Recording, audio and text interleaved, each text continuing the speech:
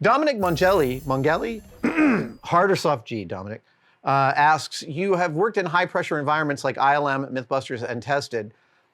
I would not call Tested a high pressure environment. I mean, we experience our moments of having to get stuff done, but it is pretty relaxed. I'm very grateful for that. But anyway, sorry. How has your approach to team communication evolved over the years? I'm much more inclined, I work much harder at feedback these days. That's one. ILM was an interesting place. ILM was a conflict-averse. The ILM model shop was a conflict-averse place. So I know that towards the tail, so I was on,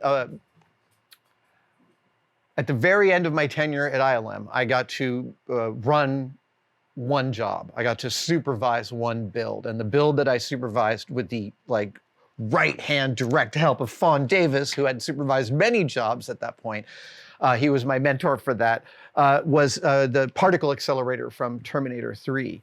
And I know for a fact that at the very end of that 7-week build, I was going too slow, and my supervisor, Brian Gernan, got pissed off about it and had to send some more people to me. Now, Brian didn't communicate that to me then or now, which is fine. He simply had more people arrive.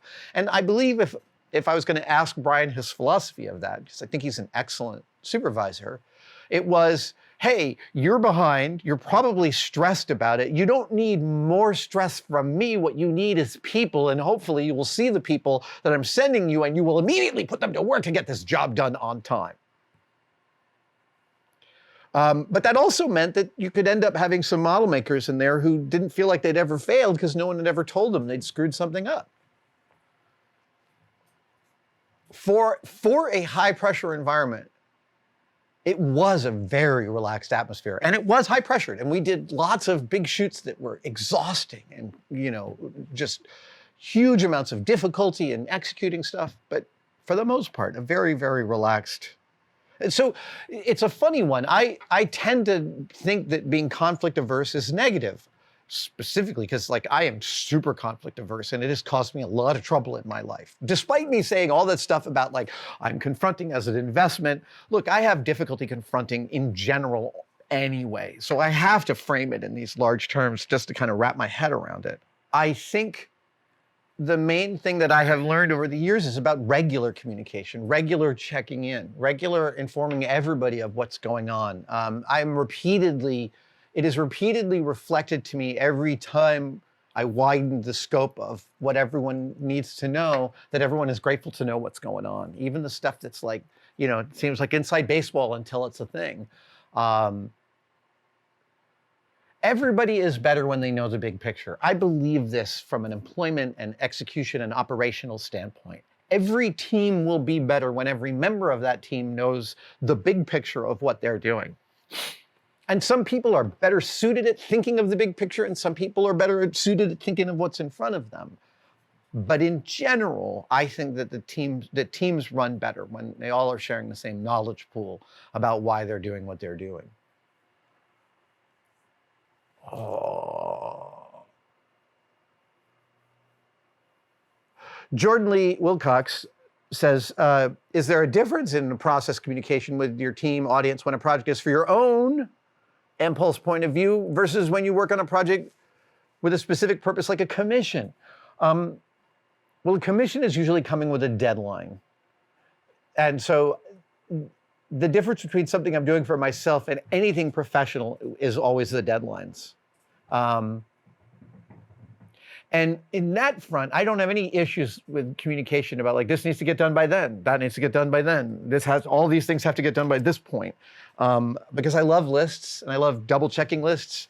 And when I'm on a big job that has a deadline, I'm making lists at the beginning and the end of every day. And then sometimes I'm going home and making lists at night between those two times.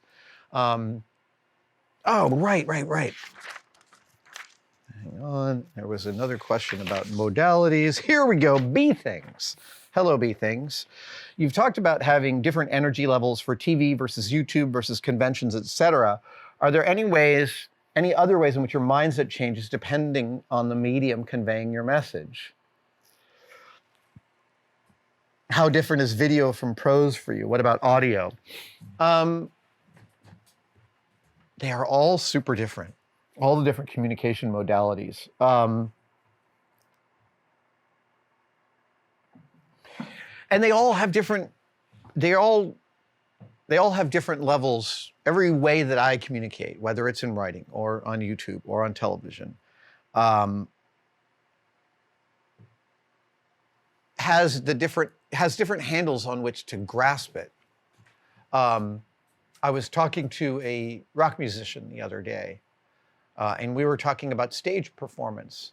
And at Orlando MegaCon, I gave a panel, I don't know, 3,500 people. The room was jammed to the walls. It was a fantastic crowd.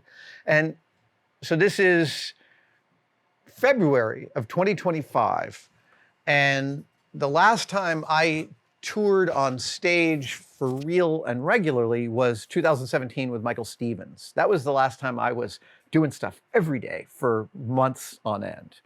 And one of the fascinating things about doing panels in 2021, coming out of COVID, was that the first few panels I did felt like they lasted 3 minutes. And when you go on stage and it feels like it lasts 3 minutes, it means that you are a fresh baby for the stage. I lost all of my theater chops. I lost all of my being able to slow down and be in the moment on that stage. Being on a stage with a bunch of people is an intense experience. And the reason I'm telling you about how it was in 21 is because only this past weekend in Orlando did I feel like I had gotten back to 2017 me on a stage. I had felt like I've done enough. What have I done? How many panels since 2021? Probably 30? 30 panels over the last 4 years. That's what it takes me to get slotted back into being able to be on a stage in a room full of people and feel like I am hearing them, experiencing them, present with them, and just fully in the room. And when I have that feeling, it doesn't feel like it takes 5 minutes. It feels more like it's 30 minutes. It feels like it's happening about twice as fast as normal. And mostly that's because I'm having so much fun. The questions in Orlando were great. My rhetoric came out easily. And this is the different thing also about communicating on a stage versus almost any other medium, is you have that direct feedback. And that direct feedback, it's not just feedback, it's a relationship. It is an interaction. And that interaction, when I'm able to dial into it, feels so spectacular. Because it really does. It feels like holding the audience like right there and just having a good conversation. There's another question about modulating depending on the thing. And I want to say, I did Craig Ferguson's beautiful podcast recently. And we'll include a link in the description to it. It's a wonderful podcast. You should go listen to it. He's a deeply, spiritually beautiful man who is ridiculously intelligent and also funny as the day is long. And I listened to my podcast with him. And my one issue with it is that I'm on Zoom, so I'm talking like that. I'm doing that Zoom yell. Oh yeah, because I'm having trouble hearing him. And I'm like, man, I got to remind myself when I'm doing a Zoom interview, when I'm doing a Zoom thing for any media that's being recorded, I got to lower my affect. And I mentioned that to my wife, and she was like, that's kind of the way you sound all the time to me. So I didn't notice the difference.